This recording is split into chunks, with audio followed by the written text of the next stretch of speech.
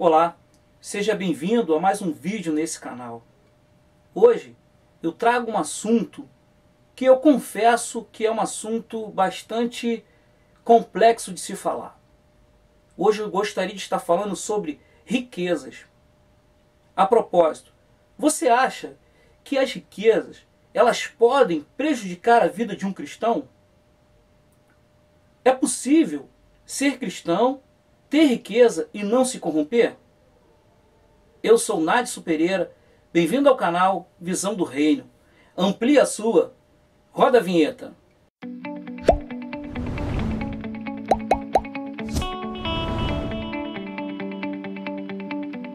Bom, até que ponto as riquezas elas podem prejudicar a vida do cristão? O que a Bíblia fala sobre esse assunto? Uma coisa, lá em 1 Timóteo, no capítulo 6 e no versículo 10, vai dizer o seguinte: porque o amor do dinheiro é a raiz de toda espécie de males, e nessa cobiça alguns se desviam da fé e se transpassam a si mesmos com muitas dores. Esse texto fala justamente sobre esse tipo de assunto. Aqueles que amam o dinheiro, aqueles que cobiçam o dinheiro, as riquezas, ele tende a se desviar. E isso daí traz perda na vida espiritual do cristão. Porque o maior propósito de Deus não é que as pessoas estejam presas às riquezas terrenas, porque existe uma riqueza maior lá no céu nos aguardando. Eu gostaria de chamar aqui um personagem que, mesmo você crente ou não crente, já ouviu falar dele. O nome dele é Judas Iscariotes. Judas era discípulo de Jesus. Judas era tesoureiro da época da igreja em que Jesus ministrava. Judas, por sua vez, por ser tesoureiro, ele deixou com que essa cobiça entrasse dentro do seu coração. Esse desejo pelas riquezas sobressaiu na vida de Judas, ao ponto que Judas ele teve a capacidade, ele teve a coragem de vender Jesus por 30 moedas de prata. Ele não se deu por conta de quem estava ao seu lado era a pedra de maior valor. Judas não conseguiu. Se fosse nos dias atuais e tivesse que fazer um investimento na bolsa de valores, com certeza Judas iria apostar errado, como ele apostou. E isso trouxe prejuízo na vida espiritual de Judas. Não só na vida espiritual de Judas, porque Judas ele deu cabo da sua própria vida. Judas, ele não chega a usar o dinheiro que ele havia ganho. Judas teve remorso. Judas ele se autoculpou depois que ele percebe o que ele tinha feito. Então, na vida espiritual de Judas, houve prejuízo. Bom, agora eu gostaria de estar trazendo aqui uma história de um jovem, de um príncipe que rico. Ele chega perto de Jesus e pergunta: bom mestre, que farei eu para herdar a vida eterna? Jesus mostrou para ele os 10 mandamentos, mostrou para ele as leis de Moisés. Porém, esse jovem, ele diz, desde a minha mocidade, ele tinha seguido aqueles mandamentos. E Jesus pergunta para ele: quer ser perfeito? Vai, pega tudo que tu tem, vende e divide com os pobres. Aquele jovem achou que essa palavra foi tão dura que ele coça a sua cabeça e segue viagem. Jesus ele declara nesse texto de Lucas que dificilmente um rico entrará no reino dos céus.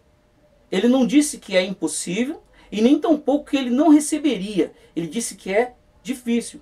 Por quê? Na maioria das vezes, muitas das vezes, as pessoas que têm riquezas, elas não querem abrir mão da sua riqueza.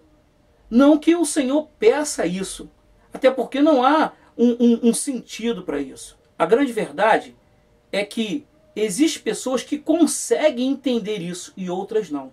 Outras têm dificuldade.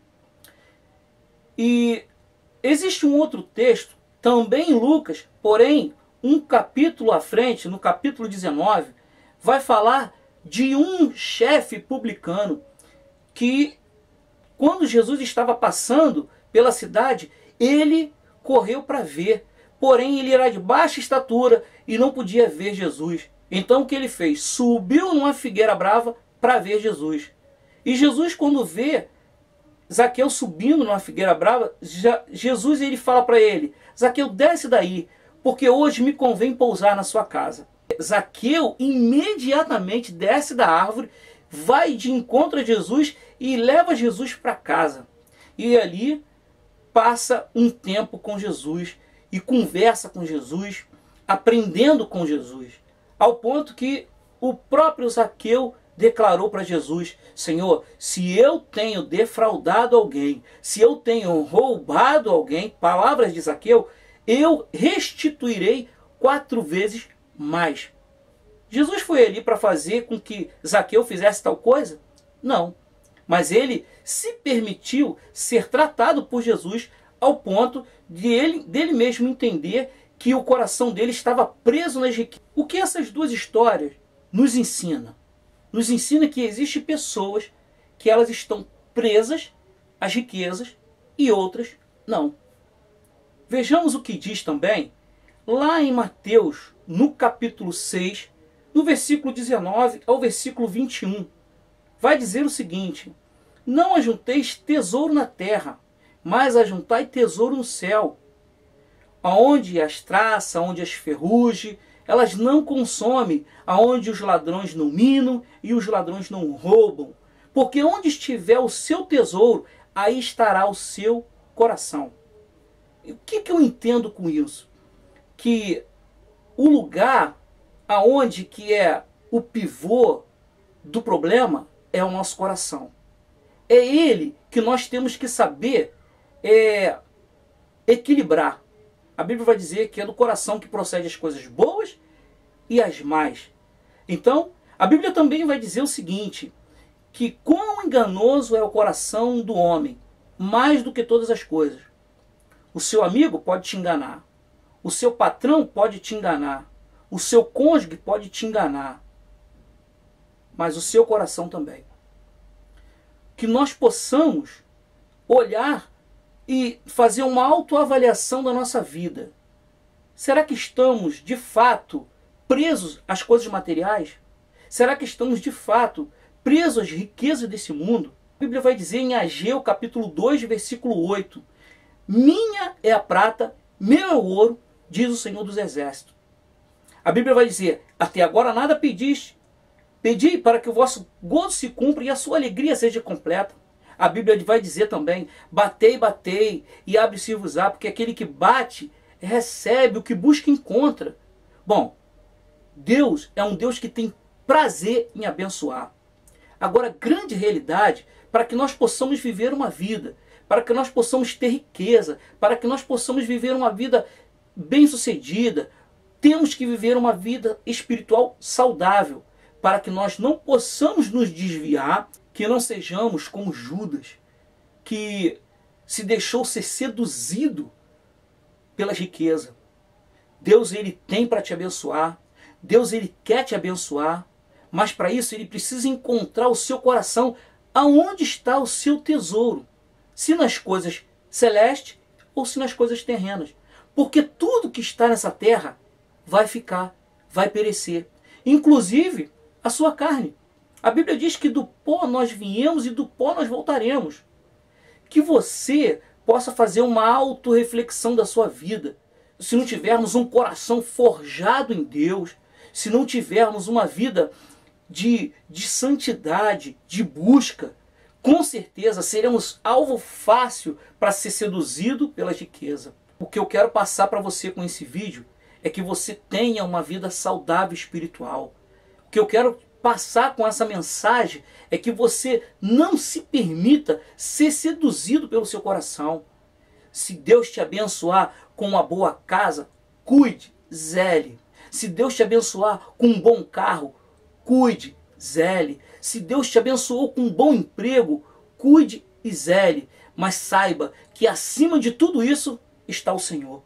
para que você não venha se corromper, para que você não venha se desviar, para que você não venha perder o foco, porque o seu tesouro, a sua riqueza não está nessa terra, está lá nas mansões celestiais. Jesus, ele veio cumprir o seu ministério. Jesus, ele veio cumprir o seu objetivo, que era resgatar a mim e a você. Então eu e você temos motivo de sobra para não trocarmos Jesus por carro, por ouro, por prata.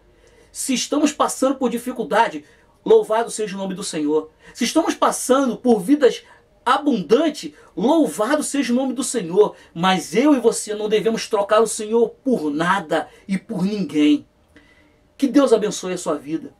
Se esse vídeo você percebeu que existe alguma pessoa que precisa de ouvir uma palavra como essa, compartilhe esse vídeo. Ajude esse canal a crescer. Ajude essa voz a chegar a vários lugares. Por que não dizer até os 4 cantos do mundo? Que Deus abençoe a sua vida. Se você ainda não é inscrito nesse canal, se inscreva nesse canal. Ative o sininho para receber novas notificações. O meu desejo é que essa palavra ela entre no seu coração e faça morada. Deus abençoe a sua vida e até o próximo vídeo.